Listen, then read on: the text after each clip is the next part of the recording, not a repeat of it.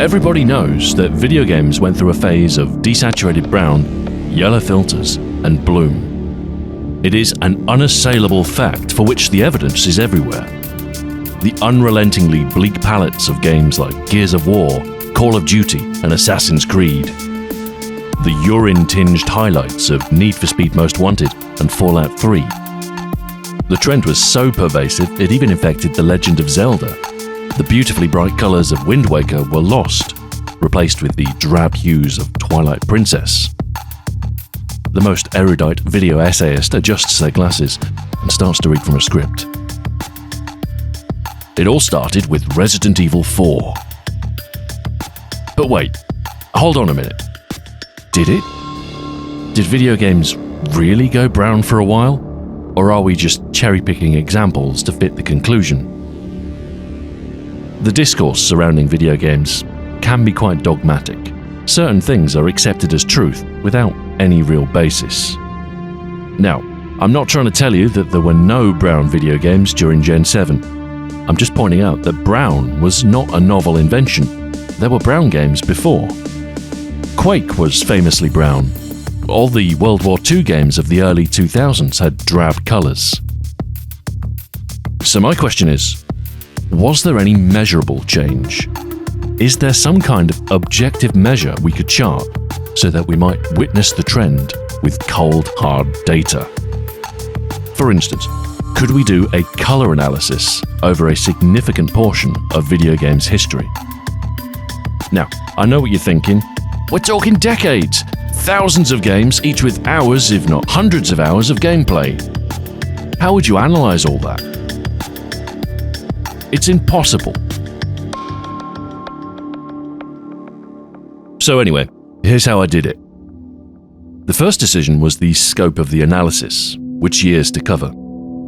Our key interest is Gen 7, so I wanted to centre on 2005 to 2013. But I also wanted a period surrounding this era so we could observe broader trends. 2000 to 2020 seemed reasonable to me, so that's what I went with. Game selection was trickier. I wanted a sample set that was representative of gaming in each respective year. Analysing every game is impractical, and even if we could, we'd need to weight by importance. How do we define importance? I'd say it's the games that were played the most in any given year. This is a difficult metric to obtain, but it will correlate with sales figures. For this reason, I decided to use the best-selling games from each year. This cuts down our sample set to a manageable size. It was at this point I had to decide which charts to use. There are no global charts, so I had to decide on a market. I chose the US as it's the largest. The NPD Group have published yearly charts with the top 20 video games throughout the entire span of our analysis. One problem with the best-selling approach is the sheer number of sports games present. Madden features every single year and is often joined by NCAA, NBA, and FIFA later on. As much as I'd like to ignore them, I kept them in the analysis. To do otherwise would be cherry-picking. Worst case scenario, they'll dilute the data. So, our sample set will consist of the top 20 selling games in the US from 2000 to 2020. I excluded duplicate entries as some games charted in multiple years, and I also decided to exclude handheld games. The fixed palette of the Game Boy Color titles were outliers, and the 3DS threw up some issues with its dual screen. Obtaining video footage of the games was the next consideration. Ideally, I would record all the footage myself using consistent capture methods with zero alteration. But this isn't practical. Nearly 400 games, with an estimate of 10 hours to complete an average game, yields 4,000 hours of recording time. That is 100 working weeks, 2 years. Too much. Luckily, there is another way. There's no shortage of gameplay videos on YouTube, and some folk have kindly uploaded entire long plays of many games. There are risks. I don't know for sure if any color correction has been applied. Sometimes uploaders will add intros or watermarks. Some games don't really have long plays. MMORPGs, for instance, and sports games. But it's the only practical solution. I downloaded the cleanest footage I could find. Complete playthroughs were able, as much representative gameplay as possible otherwise. A little downloading later, I had thousands of hours of long plays weighing in at around 0.5 terabyte. All I had to do now was analyze it. The basic plan was to write a program for this. Quick and dirty. Ingest video, excrete statistics. I used FFmpeg to extract video frames, and the rest is just reading the frame data and taking the required measurements. This worked well, but extracting frames was quite slow, at least a couple of seconds for each. This would make sampling every frame too time-consuming to be practical, and in any case, I didn't think it was necessary. I wanted to get a cross-section of an entire long play, all levels and environments, which could have vastly different color palettes. My initial sampling method was to take one frame every minute, but even this took a long time on some of the lengthier long plays, so I eventually opted for a fixed number of samples evenly distributed throughout the video.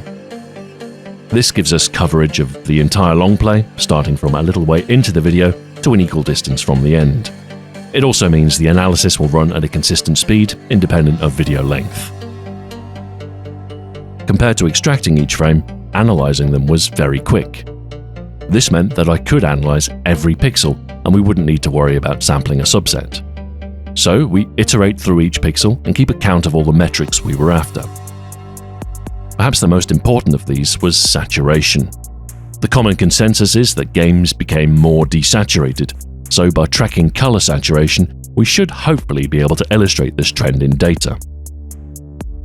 For completeness' sake, I also logged each pixel's brightness. Dark and gritty go together, and if there's a trend towards darker games, it would be nice to see that as well. One concern I had is that brown is a desaturated color, but not all desaturated colors are brown. So I wanted a measure of how brown a game was. I defined a range of color values that qualified as brown. A hue between 5 and 45 degrees. Too red and browns become dark reds or burgundy. Too yellow and you enter into olive territory. Saturation I took at 20% or higher. Browns can range from full saturation to low, but too low and I think you enter the realm of warm grey. The brightness range was 10 to 60%. Too dark and you approach black. Too bright and you've got burnt oranges and terracotta. While the marginal colours are perhaps debatable, I think these ranges centre on the heart of brown and should give us an indication of the level of brown present in any given footage. A yellow filter is a feature often comorbid with the acclaimed brownness of games, so I wanted to track pixels that fall into this range too. For this, I took a wider hue range, 5 to 65 degrees, and saturation of at least 10%. This encapsulates oranges, yellows, browns, and everything in between, giving us a warmth metric that should pick up on a yellow or orange cast in a scene. For each of these metrics, I kept a running total and then divided that by the total number of pixels sampled to get an average for the entire frame. Once all the frames were analysed, I then took an average of all the frame metrics we measured to get an overall score. Per game average, saturation, brightness, brownness, and warmth. I also wanted a good way to visualise the colour composition of each game. My initial plan was to make a density plot of hue versus saturation, so that I could present a vector scope. This sort of graph is used for monitoring colour video signals. It gives an editor an at-a-glance impression of the chroma composition of a scene. It's good, but I thought a full three-dimensional plot of the HSV gamut might be better. So I made a separate plot of these values too, with the intent of writing another program to visualise them. Once I'd finalised what measurements I'd be recording, I tested everything to make sure it was working as intended. And once everything was good to go, I started the analysis of the dataset. What followed was a week or so of number crunching and a slow accumulation of output files and graphs. As the data came in, I did the only logical thing and assembled a spreadsheet. Games, years of release, and the calculated scores for saturation, brightness, brownness, and warmth. And once everything was entered, I could then chart them and witness any trends. While I was waiting for the data, I also had the opportunity to work on my visualizer for the graphs spat out by the analyzer. The idea here was to provide a 3D visualization of the palettes used in games. The HSV color model has 3 axes: hue, which is the pure spectral color component, saturation, which is how intense the color is, and value, which is the color's brightness. With these 3 values, we can plot them as a 3-dimensional graph. It takes the form of a cylinder, as the hue value is circular. Blue wraps around to red via magenta, forming a continuous color wheel.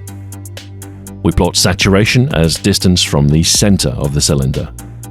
True neutrals, white, grey, black, occupy the center. Fully saturated colors are at the edge. Value we plot as the vertical axis, such that the cylinder gets darker as we progress downwards.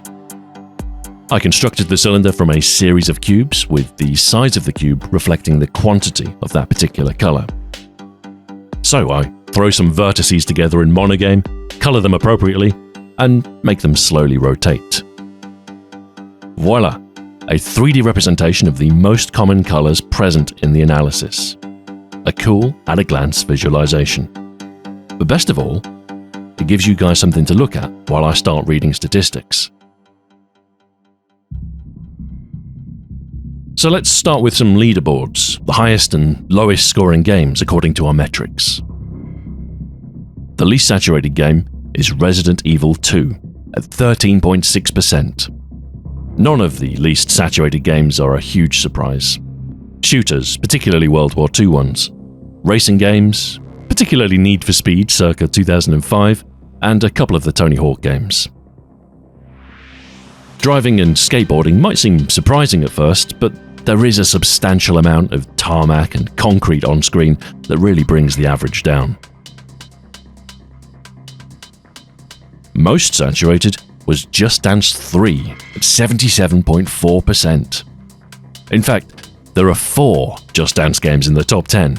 Few can compete with their garish palette. Cyberpunk 2077 comes in 4th, but perhaps more surprising is 2016's Doom at number 6.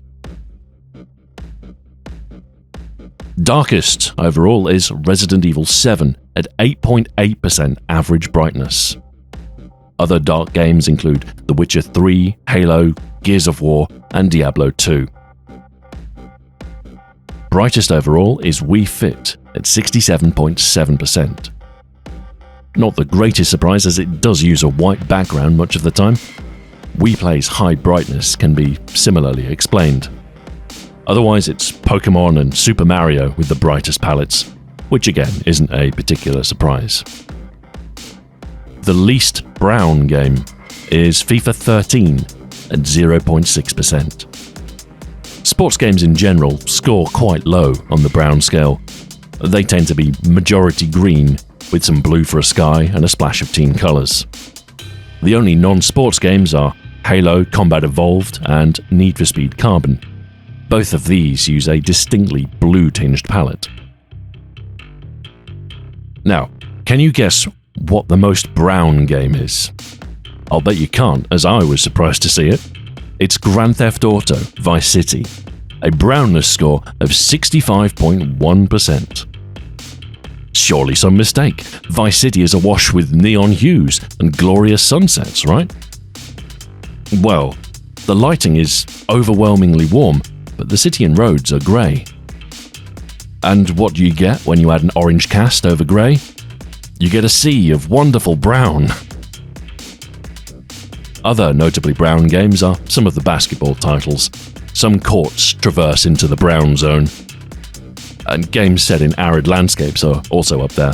Assassin's Creed, Lego Indiana Jones, and Fallout New Vegas. The warmth metric mirrors the brown, which is to be expected given the overlap. Vice City once again leads the way, with a whopping 83.5% of pixels being warm-toned. Gears of War 3 jumps surprisingly high. While only moderately brown, it does feature a lot of yellow tones in its highlights. The football games are once again least warm, with FIFA taking the lead. A few surprises to be had then, but the figures seem to mesh with what we'd expect. I suppose the real question is, how do things change over time? Can we see the brownification of video games in the data? First, let's look at saturation. In broad terms, this charts how colourful games were. The least saturated year, at 33.5%, was 2005, due to the likes of Need for Speed Most Wanted, Tony Hawk's American Wasteland, and Midnight Club 3. The most saturated year, 45.4%, was 2012, helped by Just Dance 4 and Skylanders Giants. Trend-wise, we start off around the 40% mark in 2000, declining until 2005. From that point on, there's a recovery, with average saturation steadily climbing throughout the 7th generation until its peak in 2012. From there, there's a recovery back down to around the 40% mark, where it holds steady for a while. There does seem to be an uptick in 2019 and 2020, although without further data, we can't say whether that continues. On to the next metric, brightness. The darkest year on record was 2005, 22.6% average brightness. Resident Evil 4 and Splinter Cell are the darkest games from this year. The brightest year is 2008, 30.5%. Wii Fit helped a lot here. The overall change in brightness over time is less pronounced than that of saturation, but we can see a dip from 2003 to 2006.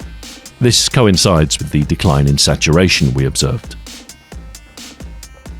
Our brownness metric shows no major trends at all. The least brown year was 2001, where there is a congregation of more blue-toned games like Halo, Grand Theft Auto 3, and Metal Gear Solid 2. The brownest year was 2016, where the earthy tones of Far Cry Primal and rusty reds of Doom lift the average. But overall, things stay about the same. If anything, from 2006 to 2011, there was a steady decline in the amount of brown in games, but it's only very slight. In terms of colour warmth, the coolest year was the same as the least brown, 2001. The warmest colours were in 2010, the deserts of Fallout New Vegas and Red Dead Redemption probably mostly to blame. Trend-wise, we see a gradual increase of warm colours from 2002 to 2010, followed by a decline. So, let's draw some conclusions. Were video games more brown during Gen 7? They were not. There is no substantial change in the amount of brown in games between 2000 and 2020. If anything, there was a slight decrease in brown in the latter half of Gen 7. This might be a reaction from developers in the face of the criticism that earlier games received. Were video games less saturated during Gen 7? This is partially true, but the decrease in game saturation can largely be attributed to games of the 6th generation instead. I'd suggest it's because the introduction of the PS2 and Xbox marked a shift in the target market for games. The children and adolescents of the 90s had grown up, and it was increasingly acceptable for young adults to play games. This led to an increased number of games that catered for a mature audience, and this meant a major shift to more realistic settings. The types of games people were playing changed too. Shooters, driving games, and skateboarding games were popular. These genres tend to have quite muted palettes, and so we see a marked decrease in average saturation throughout the 6th generation. By the time the Xbox 360, PS3 and Wii had released, this trend was starting to reverse, however. The Wii, in particular, served as a reminder that colourful, family-friendly titles could still be successful. And again, the types of games people were playing changed. Market fatigue led to the downfall of World War II shooters and skateboarding games, and the games that replaced them were generally more colourful. By the end of Gen 7, games were more saturated than at any point of our analysis. Again, possibly a consequence of developer response to criticism. Were video games plagued with yellow filters during Gen 7? This is true, albeit not to the extent some would believe. There is a very slight trend upwards in the amount of yellow and orange in games, rising from 2005 to a peak in 2010. This is likely a consequence of the introduction of color grading to games. The more programmable graphics pipelines of Gen 7 hardware could more effectively use post-processing effects. Adjusting the colors of a final rendered scene according to a lookup table is a quick and effective way of imparting a desired look and feel to a game. Done well, it can make a scene look better and impart a filmic look. However, it's fair to say the technique wasn't used entirely responsibly during its infancy. Some games did suffer from an excessively yellow appearance, and this was exacerbated by the trend for desaturation.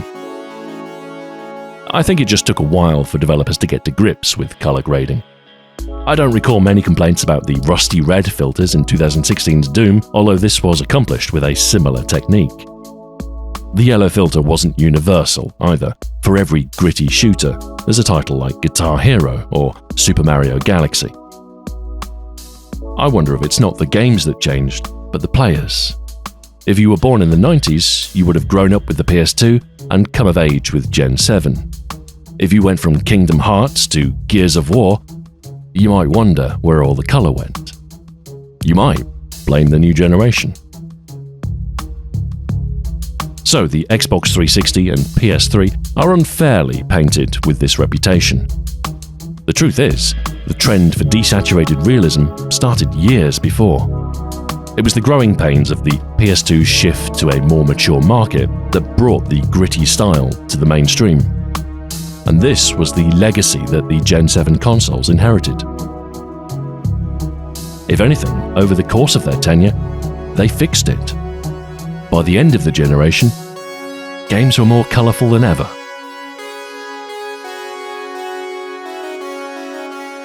Thank you very much for watching, and until next time, farewell.